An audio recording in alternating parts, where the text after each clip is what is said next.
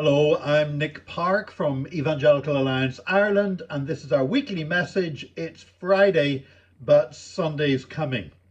And this coming Sunday is actually the International Day of Prayer for the Persecuted Church. I hope and pray that any church leaders that are watching this or listening to this message will make a special point of pausing to pray for the persecuted church this coming Sunday. And I would ask individual believers as well to pray for the believers around the world who are being persecuted.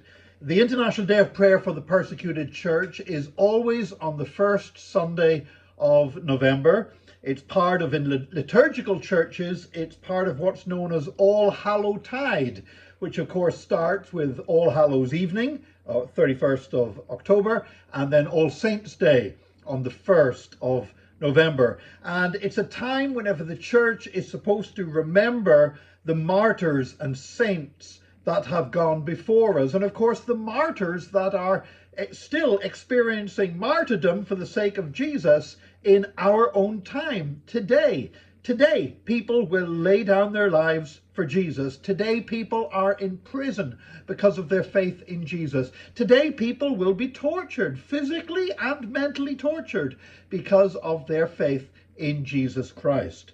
Now, it was the World Evangelical Alliance who spearheaded setting up the International Day of Prayer for the Persecuted Church.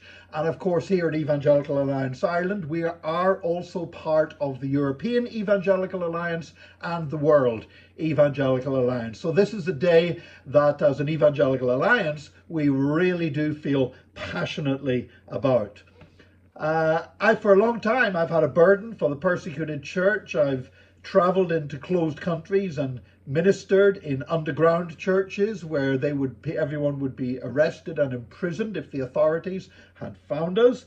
I regularly receive updates from a number of organizations and ministries that minister to the persecuted church, including Release International, Open Doors, Voice of the Martyrs. But I especially value the communications from our own organization here in Ireland, Church in Chains. Church in Chains do an incredible job of updating everybody on what's going on in different parts of the world.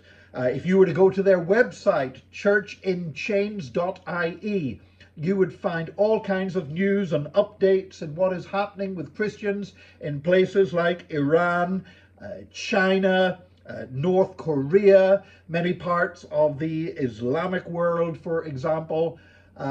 So I would really encourage you to visit their website, churchinchains.ie. And this year, for International Day of Prayer for the Persecuted Church, Church in Chains are particularly focusing upon India, because India, of course, is such a huge country. Second most populous country in the world, second only to China, and predicted that at some stage in a few years' time, India will actually overtake China and become the most populous nation on earth. And it's a nation of great contrasts. I've been in India on several occasions, and I've ministered in mega churches with tens of thousands of members in the great cities of India. And yet in villages, it's very often a different story. In the cities, Christians can often be very prominent and really have a lot of influence. And yet in the villages, there is still severe persecution taking place, particularly in areas that are controlled by Hindu fundamentalists. And the Hindu fundamentalists are on the rise. They really have a lot of power in India right now. And while that is limited, what they can do in the cities, in the villages, it often gets way out of control. And so we really need to pray for the people in the villages of India. I've done some ministry in villages, not a lot, but I've done some ministry in the villages where Hindu fundamentalism is very strong. And I have to say that the fear among the believers there was quite palpable. They were meeting together. Now, when I say fear, I don't mean that in a derogatory way, because they didn't allow it to stop them from meeting together. But they were afraid. Of course they were afraid whenever at any time people could turn up and start beating them up, arresting them, or even killing them. But they didn't allow the fear to overcome their faithfulness. And so they were still worshiping Jesus. But I do remember so clearly that every time a car approached the building where we were meeting, there was a look of concern. And I would just contrasted it with in Ireland, where we're delighted when a new person comes to church.